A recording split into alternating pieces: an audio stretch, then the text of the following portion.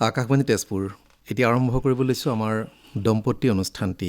আজিৰ দম্পতী হৈছে অৱসৰপ্ৰাপ্ত চাহ বাগিচাৰ কল্যাণ বিষয়া তথা সংগীত শিল্পী গকুল চাহা আৰু তেওঁৰ সহধৰ্মিনী কণ্ঠশিল্পী মন্দিৰা চাহা।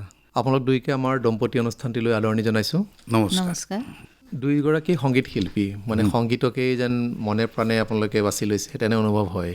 সৰুৰ পৰাই আপুনি সংগীত শিকিছিল নেকি? সৰুৰ পৰাই মই 72ৰ পৰা শিকিছোঁ। যেতিয়া মই ক্লাছ 8ত পঢ়োঁ তেতিয়াৰ পৰা আৰম্ভ কৰিছোঁ। হেঁপাহটো মোৰ সৰুৰ পৰাই আছিল, কিন্তু ধৰক বিভিন্ন কাৰণত আৰু হৈ উঠা নাছিল বস্তুটো। লাহে লাহে গৈ এইটো 72ত মাৰ্চ কৰিলোঁ আৰু 72ৰ পৰা ষ্টাৰ্ট দিলোঁ আৰু তেতিয়া মানে শিকিছে আৰু আনুষ্ঠানিকভাৱে, নহয় জানো? আনুষ্ঠানিকভাৱে এইটো শিক্ষাটো মোৰ 72ৰ পৰা আৰম্ভ হৈছে। আৰু আপুনিও সৰুৰ পৰাই গাইছিল নেকি বাইদেৱে? নাই, মই মানে সৰুৰ পৰা ভাল পাইছিলোঁ। তেতিয়া মানে ইমান আমাৰ দেউতা ৰেলত চাকৰি কৰিছিলেতো, হয়, তাতে মানে ইমানটো নাছিলে, মানে ইমান টিচাৰ তেতিয়া নাছিলে তো। আৰু খুৰাও মোৰ খুৰা মানে ইমান হেৰি কৰা নাছিলে আৰু যে গান বাজনা কৰিলে আৰু পঢ়াটো, সেই ধাৰণাটো আচলতে আগতে আছিলে। মানে কি কৰি খাবি আচলতে এনেকুৱা ধৰণৰ কথা এটা আছে। চাকৰি কৰিব লাগিব বা বেলেগ কিবা কৰিব লাগিব, কিন্তু সংগীতে যে সংগীতক পেচা হিচাপে ল'ব পাৰি সেই কথাটো আগতে অলপ সেইটো বহুতৰ ধাৰণাতে নাই। কিন্তু আজিকালিতো চব ট্ৰেণ্ডতে খানা। কিন্তু আপুনি এটা জেগা, স্কিলফুল এটা জেগা বনাব লাগিব নিজৰ। সেইটো যিকোনো ক্ষেত্ৰত, মই সংগীতৰ ক্ষেত্ৰত কোৱা নাই, যিকোনো ক্ষেত্ৰত স্কিলফুল এটা জেগা যদি বনায় আপুনি কেতিয়াও ভোকা নমৰে, আপোনাৰ লাইন ঠিকে চলিব। আপোনাৰ ঘৰ? মোৰ ঘৰ ৰঙাপৰা। ৰঙাপৰা। বাইদেউৰ? মোৰো ৰঙাপৰাই। আপোনালোকৰ কেনেকৈ সংগীতৰ জৰিয়তে চিনাকি নেকি? মানে সংগীতৰ জৰিয়তে চিনাকি।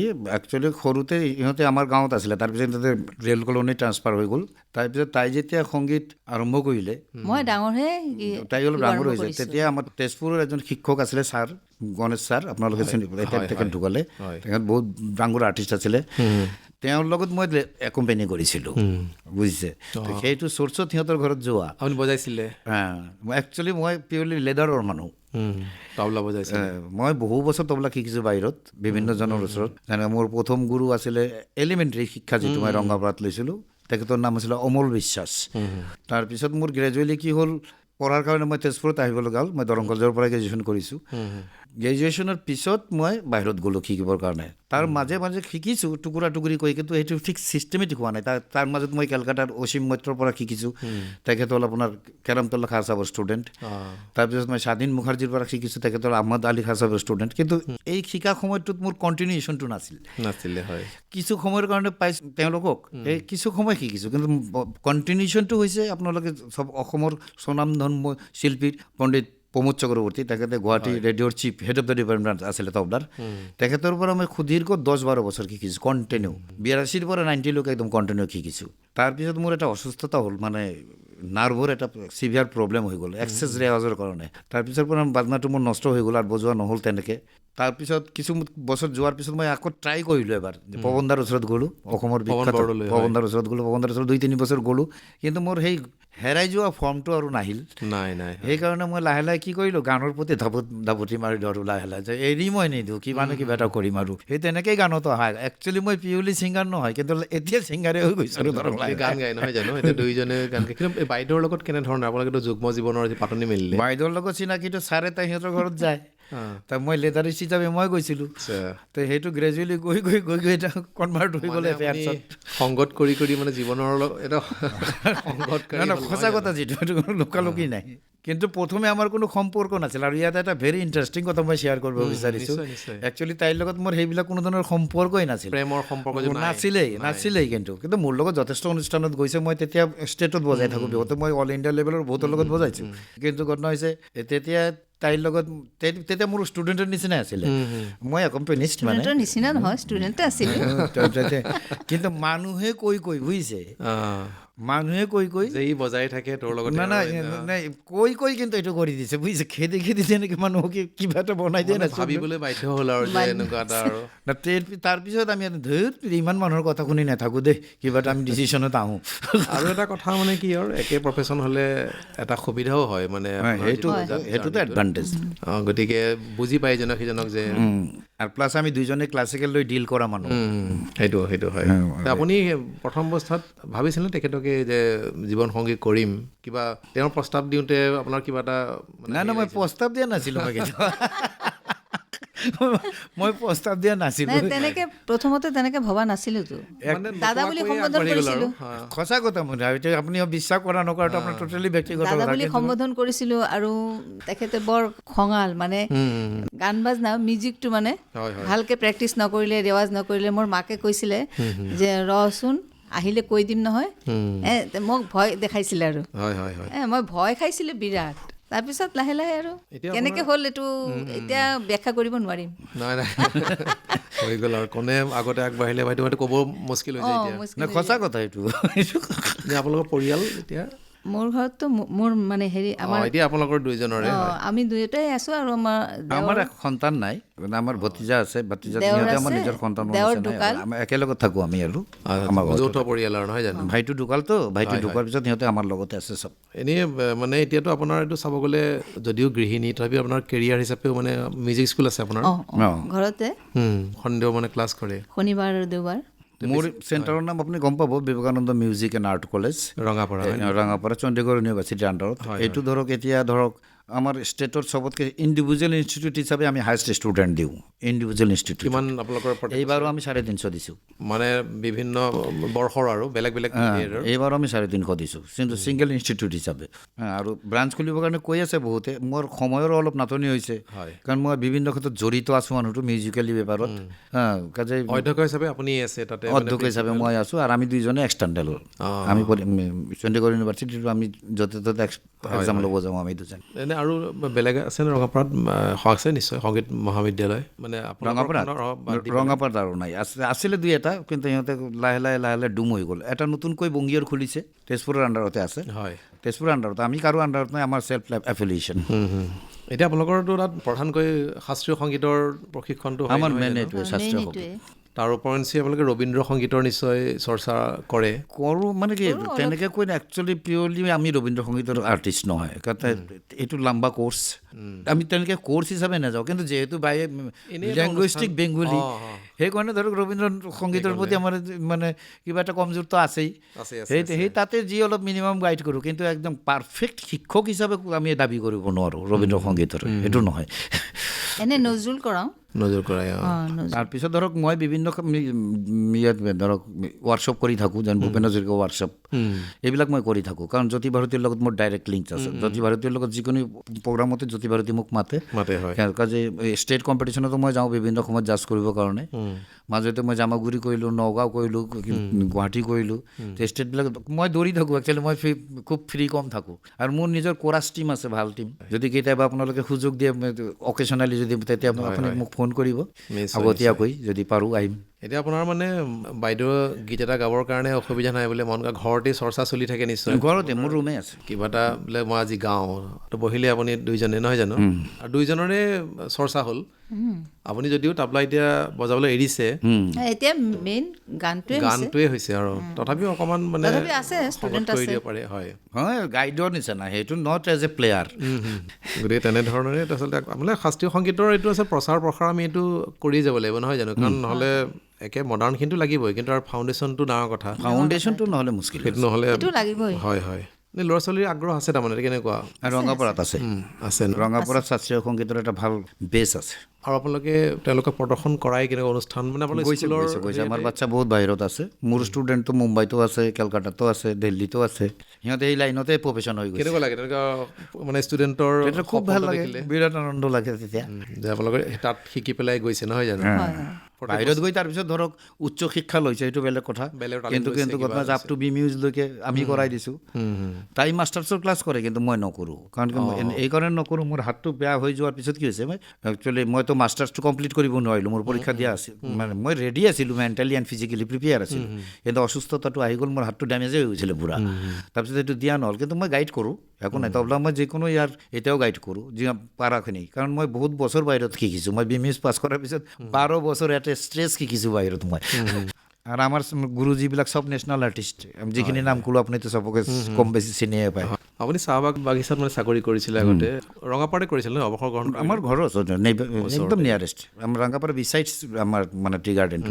মই ঘৰৰ পৰাই কৰিছিলোঁ, কাৰণ কিছুমান চাহ বাগানৰ স্কেলটোতো খুব এটা ফ্ৰুটফুল স্কেল নহয়, ভাল স্কেল নহয়। সেইটো দি দুটা সংসাৰ মেইনটেইন কৰা মোৰ পক্ষে সম্ভৱ নাছিল, কাৰণ আমাৰ ভাই ভনী বহুত আছিলে, বহুতকেইটা আছিলে। সেইকেইটা মেইনটেইন কৰিব গৈ কাজে দুটা সংসাৰ মোৰ মেইনটেইন কৰা এই পইচা দি ইম্পচিবল। মই বেলেগ চাকৰিত আছিলোঁ, তাৰ আগতে মই 82 ডেভেলপমেণ্ট অফিচাৰ আছিলোঁ LIC। তেতিয়া মোৰ জোন আছিলে কাজিৰঙাটো পুৰণি গুদাম, কিন্তু মোৰ ৰেৱাজত খুব প্ৰব্লেম হৈছিলে। তেতিয়া মই মানে মোৰ ধ্যান ধাৰণাই খালি ৰেৱাজ। তো মাক আহি ক'লোঁ যে মা মোৰ দ্বাৰা নহ'ব। কয় কি অমুক যে মই প্ৰেক্টিছে কৰিব নোৱাৰোঁ। তো মোৰ দেউতাই ক'লে যে সি পাগল হৈ যাব, তাক চাকৰি কৰিব নালাগে, এৰি আহিব দে। তাৰমানে বাগানৰ আপুনি চাকৰিটো যদি মাতি লৈছে, মই কোনো এপ্লিকেশ্যন কৰা নাই। মই চাকৰি এৰি দি আহি খুনি তেতিয়াৰ GM আছিলে যে টাউনত কিবা এটা কাৰণত মোৰ লগত চিনাকি হ'ল, তেতিয়া মোক খোলে আৰু you interested to do work and garden. মই কিবা এটা পালে কৰিম। তেনেকেই মোৰ বাগানত সোমোৱা। তাৰপিছত বাগানৰ যিটো জীৱনশৈলী, মানে তেওঁলোকৰ মানুহখিনি এটা নিৰ্দিষ্ট হেডে ব্যস্ত হৈ থাকে আৰু তেওঁলোকে, মই বাগানত কিছু কাম কৰা নাই যে সেইটো নহয়, সিহঁতৰ ফক লৈ মই কিছু কাম কৰিছোঁ। যেনেকৈ আমাৰ সিহঁতৰ ফক লৈ সুৰ লৈ মই কিছু কাম কৰিছোঁ। তাৰ এটা উদাহৰণ মই আপোনাক দিছোঁ। নৰ্থ ইষ্টৰ যে চবতকৈ ডাঙৰ বেণ্ড যিটো নৰ্থ ইষ্ট বিচৰ যে ছিংগাৰ ত্ৰিদীপ বসুমতাৰী, সিও মোৰ ষ্টুডেণ্ট। সি মোক ক'লে যে আমাৰ এটা টি গাৰ্ডেনৰ ওপৰত ফক লাগে। ত্ৰিদীপ বসুমতাৰী ৰঙাপাৰাৰ ল'ৰা, সি গুৱাহাটীতে। তাৰপিছত হ'ল কি, মই কৈছোঁ ঠিক আছে। মই তেতিয়া ডিব্ৰুগড়ত কিবা এটা প্ৰগ্ৰামত মই গৈছিলোঁ, তেতিয়াৰ পৰা মই কেইটামান সুৰ কালেক্ট কৰি আনিছিলোঁ। সেই সুৰৰ পৰা মই এটা ড্ৰাফ্ট বনাই দিলোঁ, যিটো তাৰ পৰৱৰ্তী জীৱনত নৰ্থ ইষ্ট বিচে একদম সেইটো পূৰা, এতিয়াও আপুনি ইউটিউবত মাৰিলে সেই গানটো পাবই। তয়ো পৰদেশীয়া ৰে ভাই ময়ো পৰদেশীয়া। আপুনি নৰ্থ ইষ্ট বিচ মাৰি চাব, গুণগুণাই দিয়কচোন গানটো। তয়ো পৰদেশীয়া ৰে ময়ো পৰদেশীয়া, তোৰ সঙ্গে ঝুমুৰি খেলাব ৰে বাজায় দে মোহন বাঁচিয়া। জাষ্ট গতানুগতিক ঝুমুৰ নহয় কিন্তু। কেতুকে বান্ধিলে আমাৰ সাধাৰণতে এইটো শুনি থকা, সেইটো নহয়, সেইটো বেলেগ। কিন্তু এইটো বেলেগ, আপুনি চাওক মিলাক দুটাৰ। কেতুকি বান্ধি দিলা দাৰ তাত, এইটো অৰিজিন ফোক আছে। আৰু এই ফোকটো অলপ ডিব্ৰুগড়ৰ এটা অঞ্চলত এই সুৰটো মানে কৰে, এই অঞ্চল ভিত্তিক এই সুৰটো আছিলে। এই সুৰটো আনি যেতিয়া মই নৰ্থ ইষ্ট বিচক দিলোঁ, সিহঁতে তাৰপিছত ছোট নাগপুৰৰ সুৰটোত অলপ লগাই চগাই কিবা এইটো কালাৰ কৰিলে, সেইটো সিহঁতে ছুপাৰ ডুপাৰ ক্লিক কৰিলে। যিমান ধৰক ঝুমুৰৰ ৰেকৰ্ড আছে আজিলৈকে চব ভাঙি দিলে। পাই যাব আপুনি, ৰূপম ভূঞাও আছিলে, সিহঁতে চব গাইছে, লাইভ গাইছে। তেওঁলোকে তাত মানে ইণ্ডিয়াজ গট টেলেণ্ট তাতে তেওঁলোকে পাইছিল। 15 আগষ্টত আপোনাৰ এই প্ৰগ্ৰামটো দেখাইছিলে কিন্তু এইবাৰ, হয় সিহঁতৰ লাইভ। সেইটো মই কৰি দিয়া সিহঁতৰ গ্ৰাফটিংটো টোটেলি। হয় হয়। এতিয়া আপোনালোকৰ যিটো বিদ্যালয়খনৰ কথা ক'লে, প্ৰাচীন কলা কেন্দ্ৰৰ নহয় জানো? মই এমইউজটো গন্ধৰ্বৰ পৰা কৰিলোঁ। তাই মাষ্টাৰ গন্ধৰ্বৰ, আমাৰ ডিষ্ট্ৰিক্টত একমাত্ৰ তাই আছে গন্ধৰ্বৰ পৰা। এতিয়া আপুনি মানে নিজাকৈ এনেই সুৰ কৰেনে? সুৰ বাইদেৱে গাইছে বা এনেকুৱা? মই কৰোঁ। কৰিছিলে কেনেকুৱা, বেংগলী গান নে অসমীয়া? মোৰ অসমীয়া বেংগলী আছে, অসমীয়া বেংগলী আছে। মোৰ সুৰ কৰা এইটো বেংগলী গানৰ অলপ দুই লাইন গাই দিয়া। নিজে মানে আপুনি লিখিছে সুৰ? সেইটো মানে কাহানী এটা কৈছোঁ। মানে তাইৰ এটা বেমাৰ আছে, তাই যেতিয়া মোৰ লগত অনুষ্ঠানত যায়, তাই কথা ক'ব নোৱাৰে। এই জেগাটোত তাইৰ এটা বেমাৰ আছে। সেইটো হয়, বহুত শিল্পীয়ে মানে গীতেই গায়। তাইৰ এটাই কথা, মই গানহে গাব আহিছোঁ, ইমান বকৰ কৰিব অহা নাই না। মই কৈছোঁ সেইটোতো মানুহে নুবুজে না। তাৰপিছত এই ঘটনাটো ঘটিছিলে ঢেকাজুলিত, এটা কোইনচিডেণ্ট। তা আমি প্ৰগ্ৰামৰ মোটামুটি 3 ঘণ্টামান আগত গৈ পালোঁ মোৰ এটা ফ্ৰেণ্ডৰ ঘৰত। মই তাত ৰেষ্ট লৈ আছোঁ। তো মই ভাবিছোঁ তাইতো কথাই ক'ব নোৱাৰে, তে কি কৰা যায়। মই সেই এটা গান লিখিলোঁ তেতিয়াই, মানে কথা ক'ব নালাগে। সেই গানত এটা শিল্পীয়ে গানটো গাই দিলে গোটেইখিনি কথা কোৱা হ'ব। তেতিয়াই মই সুৰ কৰিলোঁ আৰু সেই ষ্টেজতে এই গানটো অপেনিং কৰিলোঁ। মানে এই গানটো যদি আপুনি 4 লাইন শুনে, তেতিয়া আপুনি গম পাই যাব যে তাৰ শিল্পীৰ আৰু মানে কথা কোৱাৰ কোনো দৰকাৰ নাই, গানটো গাই দিলে হৈ গ'ল। আপুনি তেতিয়া শুনো বাইদেউৰ পৰা অকণ গীতটি।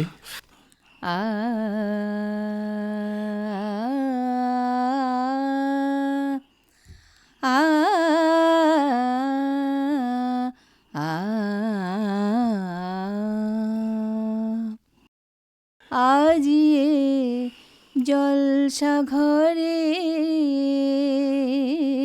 শিল্পী আমি তোমাদের,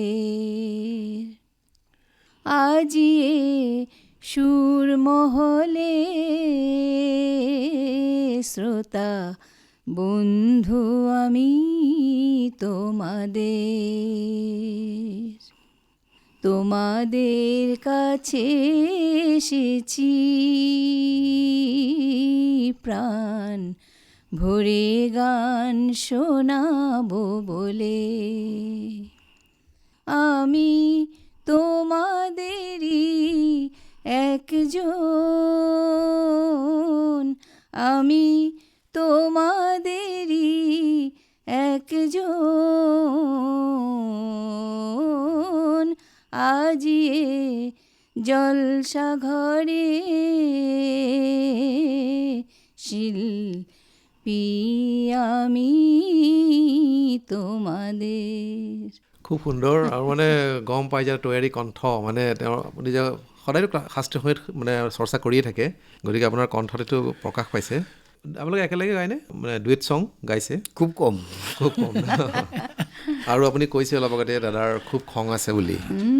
আপোনাৰ গীতৰ অকণমান চাগৈ ইফাল সিফাল হ'লে গালি পাৰেনে?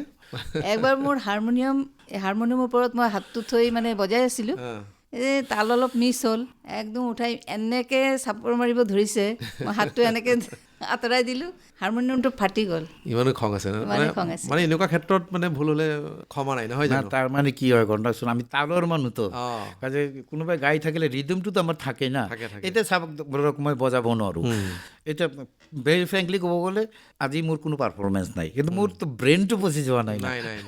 মোৰ তাৰমানে আমাৰ লগত যিখিনি আমাৰ ভাইটি আছে আৰু এই সুধীৰ গোপ নাম, তাৰপিছত ৰাজু ঘোষ যে মোৰ ষ্টুডেণ্ট, চবে সত্যব্ৰত মুখাৰ্জী মোৰ ষ্টুডেণ্ট, কৰুণ চবে কিবা না কিবা এটা খাইছে আৰু চব মোৰে ষ্টুডেণ্ট। আপোনাৰ কৰুণ কওক, সত্যব্ৰত মুখাৰ্জী কওক, ৰাজু ঘোষ কওক। তেওঁ আৰু বাইদেউৰ কেনেকুৱা? বাইদেউৰতো আপোনাক মানে উল্টাই খং কৰিব ভয়ে চাগৈ, নহয় জানো? এইবিলাকতো মাইকী মানুহ, এইবিলাকতো থাকিবই অভিমান ন অলপ। মই ইমান এটা গুৰুত্ব নিদিওঁ, কিয় মই কাজিয়া কৰিব নোৱাৰোঁ, বুজিছে? মই কিবা কৰিলে মই চুপ হৈ যাওঁ, কাজিয়াটো কাৰ লগত কৰিব? গানতটোতো বাৰু সহায় কৰি দিয়েই বাৰু, মানে সংগত কৰিলে বাৰু চাই দিলে, আৰু বাকী কিবা মই ঘৰৰ বাই একো কৰিব নোৱাৰোঁ। পাকঘৰৰ কিবা সহায় কৰি দিয়ে নেকি? নাই নাই ভাই, এইটো এইবিলাকত নাই, সঁচা কথা এইটো। মই নিচাত নাই ভাই, মই মই কৰিব নোৱাৰোঁ। আগতে কৈ দিছে, চাইছেনে? তাৰ মানে কি, আমাৰ ঘৰটো আছিলে ফিমেল ডমিনেটেড। আমাৰ মোৰ মাকৰ কোনো ভাই নাছিল, তোৰ মাহীয়া মোৰ বহুত আছিল। সেই মাহীকে কাজি ল'ৰা মই এটা ডাঙৰ ভাগিন, তেনেকৈ ৰাখিছে সিহঁতে মোক, কাম কৰিব নিদিয়ে। আকৌ মোৰ ভণ্টিও আছিলে বহুত কেইটা, একে সিহঁতে মোক একো কৰিব নিদিয়ে, সিহঁতে বাই ফ'ৰ্চ মোক পেৰালাইচিছ কৰি দিছে, বুজিছে? মানে তই একো কৰিব নালাগে, থাক, নহয় জানো? কৰিবই দিয়া নাই কোনোদিন। তুমি মিছা কথা কৈতো লাভ নাই, সঁচা কথা। বেলেগে কৰিলে মই ভাল পাওঁ, কিন্তু মই নোৱাৰোঁ। ঠিকে আছে, এনেধৰণে সংগীতৰ ক্ষেত্ৰতো ইজনে সিজনক আগবঢ়াই যোৱাতে প্ৰেৰণাটোৱে আচল কথা আচলতে। বাইদেউৰ অনুষ্ঠান থাকিলে আপুনি নিশ্চয় বোলে সেইটোত আমাৰ একো সেইটো আপুনি হেৰি কৰিলে, আৰু তেনেকৈ দাদাৰো যদি ক'ৰবাত যাবলগীয়া থাকে আপুনি নিশ্চয় তেওঁক, তাই ৰঙাপাৰাৰ পৰা আপুনি নিজে ভাবক, তেতিয়া মই যেতিয়া গৈছিলোঁ বাহিৰত শিকিব, তেতিয়া ৰঙাপাৰাৰ পৰা মোৰ এটা বাছ যায় গুৱাহাটীত। এতিয়া আপুনি 80 হাউজৰ কথা কৈ আছোঁ মই, হা। তাই বহুত পিছত গৈছে, তেতিয়াতো ধৰক বাছতে গৈছে, প্ৰথমে বাছে আছিলে। মই 99ত ষ্টাৰ্ট কৰিছিলোঁ মানে গুৱাহাটীত। মোৰ গুৰুজী তাই ৰাতিপুৱা গুচি যায়, ৰাতি শিৱেন বেনাৰ্জী ছাৰ, তেখেতৰ ওচৰত মই 99ত গৈছিলোঁ। ইয়াৰ পৰা গৈ পেলাই থাকে নাই, ক্লাছ কৰি আকৌ ৰিটাৰ্ণ কৰিছিলোঁ। 99ত যেতিয়া মই গৈছিলোঁ ফাৰ্ষ্ট, তেতিয়া ট্ৰেইন নাছিলে, মই বাছতে গৈছিলোঁ। ৰঙাপাৰাৰ পৰা সহজে হয় ট্ৰেইনত যাবলৈ আচলতে, কিন্তু এতিয়া হৈছে ধুনীয়াৰ ট্ৰেইন, এতিয়া কোনো অসুবিধা। আমাৰ দিনত বহুত কষ্ট আছে, ৰাতিপুৱা সোনকালে যায়, একদম ফাৰ্ষ্ট বাছ 4টা 20ত আছিলে, গৈ পাওঁতে 4 ঘণ্টামান লাগি যায়। তেতিয়া আদাবাৰীত ৰখাইছিলে বাছটো, আদাবাৰীৰ পৰা আকৌ চিটি বাছ ধৰি মালিগাঁও ৰেষ্ট কেম্প, ছাৰৰ ঘৰত গৈ ক্লাছ কৰি আকৌ 12:30 বাছ আছিলে আদাবাৰীৰ পৰা। তাৰপিছত যেতিয়া ট্ৰেইন হ'ল, তেতিয়া অসুবিধা হোৱা নাই। আমাৰ সময়ত কমিউনিকেশ্যনটো খুবেই বেয়া আছিল, হয়। দাদাৰ বাৰু বনাব নাজানে, কিন্তু খোৱাৰ চখটো আছে নিশ্চয়, সাংঘাতিক। মানে এতিয়া সেইটোত কম্প্ৰমাইজ নাই দেই। ইলিছ মাছটো বেছি প্ৰিয় নেকি? কোনটো প্ৰিয় নহয় আপুনি এইটো কওক। প্ৰিয় হ'লেও কথাটো কি, আমাকতো সদায়তো ইলিছ মাছ খোৱা সম্ভৱ নহয়। আপুনিতো নিজে খাই যেতিয়া আপুনি গম পাইছে যে আমাৰ ৰেঞ্জটো কিমান আছে। সদায় ইলিছ মাছ খালে পেটো বেয়া হ'ব।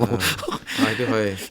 এনেই মই মাংসটো বেছি খাইছিলোঁ আগতে, প্ৰিয় মানে আপোনাৰ মাংস মাছতকৈ ক'ব গ'লে আপুনি ভাল কৰি বনাই দিলে মোৰ চব প্ৰিয়, খালি 2-3টা বস্তু ভাল মই হ'ব লাগে, অঁ বেয়া হ'লে একদম মই দলিয়াই নিৰামিষ পেলাই দিয়ে। নাখাওঁ, সদায় পুৰা এলাৰ্জি মোৰ সদায়। একদম। আৰু আপুনি আচৰিত হ'ব, আপুনি যদি 3 দিন মোক নিৰামিষ খুৱাই দিয়ে মোৰ পেট বেয়া হৈ যায়। সেইটোতো খুব এইটো আচৰিত কথা, কিন্তু কোনো বিশ্বাস নকৰিব, এইটো বিশ্বাস কৰাৰ কথাও নহয়। আচ্ছা, মানে প্ৰত্যেক সাজতে আপোনাক মাছ নহ'লে মাংস লাগিব মোক, আৰু নহ'লে কণীটো হ'লেও খাব লাগিব। কণীটো কম খাওঁ, অঁ। কিন্তু ইয়েটো কিন্তু মাছ মাংস নহ'লে কণীটো লাগিব আৰু। আমি মানে সদায় খালে আমাৰ আকৌ আমনি লাগি যায় মাছটো সদায়। মোৰ কোনো আমনি নাই, খালি 2টা বস্তুত মোৰ আমনি আছে, ব্ৰইলাৰ মুৰ্গী, চালানী মাছ।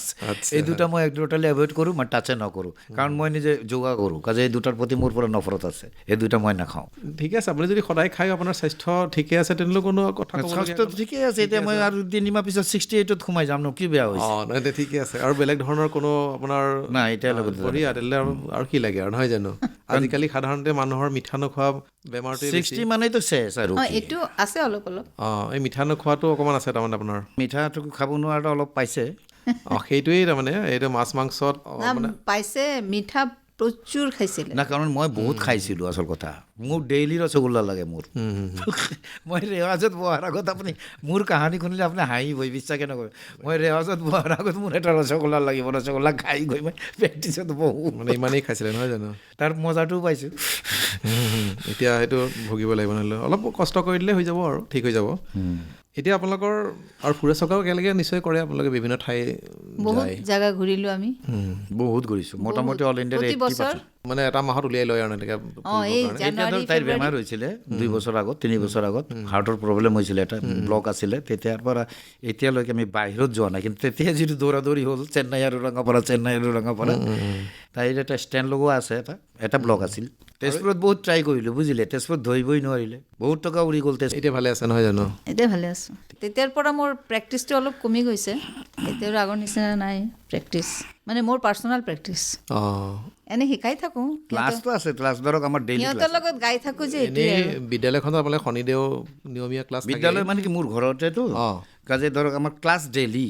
অঁ, বেলেগ দিনটো কৰে ইয়াৰ নেকি? বেচাছ ডেইলি। বেলেগ দিন মানে চিনিয়ৰ ক্লাছবিলাক কেতিয়াবা চাওঁ। আমি চিনিয়ৰ ক্লাছ যেতিয়া অলপ পাৰ্চনেলি চাওঁ, এইটো আমাৰ গুৰুজীৰ অৰ্ডাৰ আৰু কি, এই তেনেকৈ নহয় একেলগত 10জনক বহাই ক্লাছ কৰিম, এইটো নাই। এইটো স্পেচিয়েলাইজেশ্যন টাইপৰ এইটো আমাৰ ছাৰৰ, আমাৰ গুৰুজীৰ অৰ্ডাৰ। আৰু শনি ৰবিবাৰে কি হয়, স্কুলৰ বাচ্চাবিলাক যে সিহঁতৰ আৰু বাহিৰা বেলেগ দিন ষ্টুডেণ্ট আমাৰ নোৱাৰে। বহুত আছেতো, কাজে বাহিৰৰ দূৰৰ পৰা যিবিলাক আহে সেইবিলাক আমি মিছামাৰী, বালিপাৰা এইবিলাকৰ পৰাও আহে। আৰু এনেই সময়ে সময়ে মানে প্ৰশিক্ষণ তেনেকৈ দিয়া নেকি, ৱৰ্কশ্বপ কিবা তেনেকুৱা ধৰণৰ হয় নেকি? বা বেলেগ ৱাৰ্কশ্বপ মই নকৰোঁ, মোৰ এটা কোৰাছ টিম আছে, সিহঁতৰ প্ৰেক্টিছ কৰাওঁ কেতিয়াবা, আৰু গভমেণ্ট ৱাৰ্কশ্বপ হ'লে মই কৰোঁ। নে কোনোবা মেষ্ট্ৰ' বা এনেকুৱা ভাল লেজেণ্ড বাহিৰৰ পৰা তেনেকৈ আনি পেলাই ৱৰ্কশ্বপ তেনেকুৱা কৰে? এতিয়া আমাৰ এই অঞ্চলৰ পৰা কাক ল'ম কওকচোন? নাই, ইয়াতে অসমৰ বাহিৰৰ? অসমৰ না, আমি এইটো পৰা নাই। অসমৰ বাহিৰৰ ছাৰে আমাৰ গুৱাহাটীৰে কোনোবা আহিলে কথকৰ ৱাৰ্কশ্বপ কৰি গ'লে, ইয়াত পণ্ডিত বিপুল দাস ছাৰ, অঁ, ছাৰে আকৌ আমাৰ ৰঙাপাৰাত ক্লাছ লয় মান্থলি এটা কথকৰ। অঁ, আহে তেওঁ তালৈকে? অঁ, মান্থলি এদিন আহে ছাৰে, তেওঁ কৰি গ'ল 1.5 বছৰমান হ'ল, 1.5 বছৰ আগত না ৱাৰ্কশ্বপ কৰি গ'ল। এতিয়া মোক এটা প্ৰপ'জাল দিছে নগৰৰ পৰা, আপোনাৰ নৃত্যপতি মন্দিৰা ভট্টাচাৰ্যৰ নাম, তেখেতে ভাৰত নাট্যমত বিখ্যাত আৰ্টিষ্ট, অল ইণ্ডিয়া ফিগাৰ, আৰু তেখেতে মোক এই যোৱা মাহত ক'লে যে আপুনি এটা ভাৰত নাট্যমৰ ৱাৰ্কশ্বপ এৰেঞ্জ কৰক, সেইটো মই কৰিম, অন বিহাফ অফ গভমেণ্ট কৰিব, মানে কালচাৰেল অফ এফেয়াৰ্ছৰ পৰা কৰিব। ছাত্ৰ ছাত্ৰীবিলাকৰ মাজত থাকি তাৰ ভিতৰতে সকলোৱে আচলতে আয়ত্ব কৰিব নোৱাৰে, আহে বহুতে আগ্ৰহ প্ৰকাশ কৰি, তাৰ ভিতৰতে সেইটো অলপ চাওক গিফ্টেড অলপ লাগে। এইটো মানে অকণমান কেতিয়াবা বেয়াও লাগে, আমাৰ কিছুমানে হয়তো এইটো আয়ত্ব কৰিব নোৱাৰে, তেনেকুৱা কিন্তু এটা ভাল শ্ৰোতা হয় আৰু। অঁ, শ্ৰোতা হয়, বহুতৰ সেই একদম জিৰ'ত নাযায় ৰিজাল্টটো, শ্ৰোতা হয়। অঁ, ভাল শ্ৰোতা, শুনি শুনি এটা সময়ত। আৰু মই বিশ্বাস কৰোঁ, ধৰক আমাৰো বহুত ল'ৰা প্ৰফেচনেল ছিংগাৰ আছে, কিংবা গায়িকা আছে, যে গানটো একচুৱেলি ময়ো আপোনাক শিকাব নোৱাৰোঁ, আপুনি মোক শিকাব নোৱাৰে। আপুনি চাবচোন, কিছুমান মানুহে নজনাকৈ কি ধুনীয়া গান গাই দিয়ে। সেইটোৱে হয়, তেওঁ ব্যাকৰণটো নাজানে, কিন্তু আকৌ 10 বছৰ গান শিকিওতে এটা মানুহ গান গাব নোৱাৰে। সেইটোৱেতো ভিতৰৰ পৰা আহিব লাগিব। সেই বস্তুটো মই বিশ্বাস কৰোঁ যে এটা গিফ্টেড কিবা এটা নহ'লে নাই, এইটো আচলতে আমি বহুতে কয় যে মই এইটো মোৰ ষ্টুডেণ্ট, মই ইয়াক বনাই দিলোঁ, আচলতে এইটো ভুল কথা।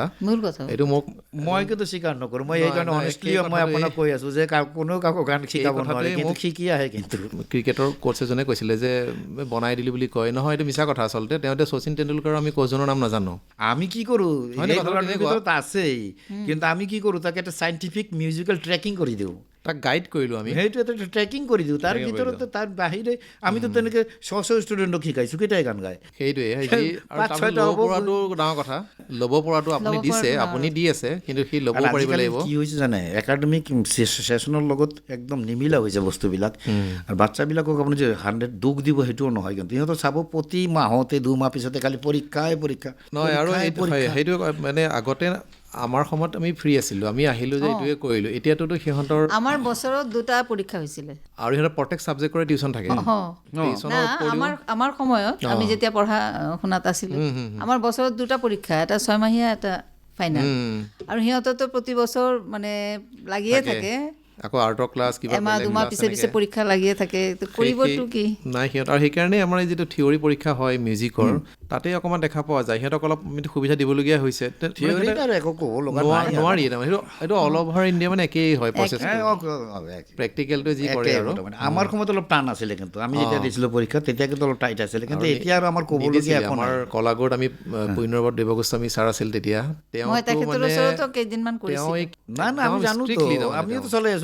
আমি পুৰা মুখস্থ কৰি তাৰমানে লিখিছোঁ আৰু আগতে। ছাৰৰ লগত মই বজাইছোঁ তবলা, গোস্বামী ছাৰৰ লগত মই বজাইছোঁ ছাৰৰ লগত। তে আপোনালোকৰ আৰু কিবা পৰিকল্পনা কেনেকুৱা? আৰু এতিয়াতো পৰিকল্পনা জীয়াই থকা দিনকেইটো মোৰ যিটো এইম, জীয়াই থকা দিনকেইটা যাতে মিউজিক লৈয়ে মই যাব পাৰোঁ, চবৰ ভিতৰত দি যাব পাৰোঁ যাতে, যিখিনি পাৰা যায়। সেইকাৰণে মই কিছুমান ট্ৰাইবেল বেল্টত কাম কৰি আছোঁ। ক্লাছিকেল মিউজিকটো লৈ মই ট্ৰাইবেল বেল্টত কাম কৰি আছোঁ, যেনে Mising belt, Nepali belt, Bodo belt, এইবিলাক আমাৰ এই এৰিয়াত মই ব্ৰাঞ্চ দি সেইবিলাক জোনত মই কাম কৰি আছোঁ। এই কামটো কৰা মোৰ 4-5 বছৰ হ'ল, এবং তাত মই এটা ৰেজাল্ট পাইছোঁ। তাৰ পৰা এইবছৰ মই হ'ল চব মিলাই ঘনামুখ, এইটো পূৰা ট্ৰাইবেল বেল্ট, নামেৰি, তাৰপিছত লখৰা, এই চব মিলাই তাৰ পৰা মোৰ 100 ষ্টুডেণ্ট কিন্তু এইবাৰ ফৰ্ম ফিল আপ কৰিছে, টোটেলি ট্ৰাইবেল। কিন্তু অলপ টাফ হয় তাত কাম কৰা। মই কলাগুৰুত যোৱা বছৰো পৰীক্ষা লৈ গৈছোঁ, আৰু তাৰ আগৰ বছৰ তাই লৈ গৈছে কলাগুৰুত পৰীক্ষা। ঠিকে আছে বাৰু। আপোনালোকে এনেধৰণে মই জাজো কৰি গৈছোঁ কলাগুৰুত সিহঁতৰ ক্লাছিকেল কম্পিটিশ্যনত। হয় চাহা দম্পতি বুলিয়ে কৈছোঁ নহয় জানো? চাহা দম্পতি আপোনালোকৰ লগত কথা পাতি ভাল লাগিছিলে। আচলতে আৰু কথা আছে, কিন্তু এতিয়া আমাৰ সময়ো সীমিত। আমি অনুষ্ঠানটো আধা ঘণ্টাৰ অনুষ্ঠান, গতিকে অনুষ্ঠান সামৰিব লাগিব। গতিকে আপোনালোকে এনেধৰণে সংগীতৰ চৰ্চা অব্যাহত ৰাখক, আৰু নতুন নতুন প্ৰজন্মক আপোনালোকৰ এই সংগীতৰ জৰিয়তে চহকী কৰি তোলক, সমাজলৈ নতুন নতুন প্ৰতিভাৱান শিল্পী আগবঢ়াওক। লগতে আপুনি অলপ মিঠাইটো কমাই খাব, নহয় জানো? আৰু যদি দীৰ্ঘদিনীয়া এটা পৰিকল্পনা এটা কৰিছে, গতিকে আপুনি সেইটো নিজকো ঠিক ৰাখিব লাগিব। না, মইতো এক্সাৰচাইজ কৰোঁ ভাই, এইটো মোৰ কম্পালচাৰী একদম ডেইলি। ঠিক আছে। আপোনালোকে ব্যস্ত সময়সূচীৰ মাজতে আহি এইখিনি সময় আমাৰ আকাশবাণী তেজপুৰ কেন্দ্ৰক দিয়াৰ বাবে দুয়োকে ধন্যবাদ জনাইছোঁ। ভাল লাগিছে, খুব ভাল লাগিছে আপোনাৰ লগত ওচৰত আহিও আমাৰ খুব ভাল লাগিলে। আন্তৰিক শুভেচ্ছা, ধন্যবাদ। খুব ভাল থাকক আপুনি। আপোনাৰ লগত কথা পাতি যথেষ্ট ভাল লাগিছে। ইমান পৰে শ্ৰোতাসকলে দম্পতি অনুষ্ঠানটিত অৱসৰপ্ৰাপ্ত চাহ বাগিচাৰ কল্যাণ বিষয়া তথা সংগীত শিল্পী গকুল চাহা আৰু তেওঁৰ সহধৰ্মিনী কণ্ঠশিল্পী মন্দিৰা চাহাৰ সৈতে হোৱা অন্তৰংগ আলাপটি শুনিলে। ইয়াত ভাগ ল'লে প্ৰাঞ্জল শইকীয়াই। অনুষ্ঠানটিৰ প্ৰযোজনা আকাশবাণী তেজপুৰৰ অনুষ্ঠান মুৰব্বী ৰূপান্ত কুমাৰ দাসৰ।